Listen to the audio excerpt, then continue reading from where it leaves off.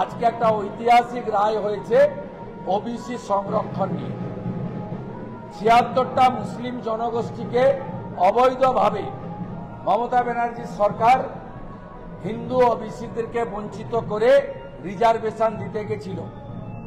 High court আজকে stay লাগিয়েছে, আমি এটাকে ওয়েলকাম করছি। এবং আমার যে এই উদ্দেশ্য বলা, আজকে কোর্ট যখন হিয়ারিং হয়, ফাইনাল হিয়ারিং ইন্টারিম অর্ডারের, তখন এজি মাননীয় কিশোর দত্ত হাউসে কোর্টে বলেছেন সকলের সামনে যে বিরোধী দল যখন বিধানসভায় মুখ্যমন্ত্রী ওবিসি কমিশনের রিপোর্ট পেশ করেছেন, আলোচনাতে কোনো আপত্তি করেনি। আমরা এটাকে সম্পূর্ণ মিথ্যা বলে বলছি, কারণ বিধানসভাতে মুখ্যমন্ত্রী গত 10 তারিখে কার্যত চোরের মতো লে করে দিয়ে চলে গেছেন বিধানসভা থেকে, কোনো ডিসকাশনের স্কোপ দেননি।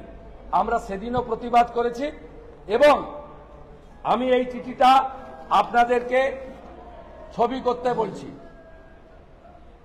এই চিঠিটাতে লিডার অব অপোজিশন 11/6/2025 তিনি 319-এ ডিসকাশন দাবি করেছেন।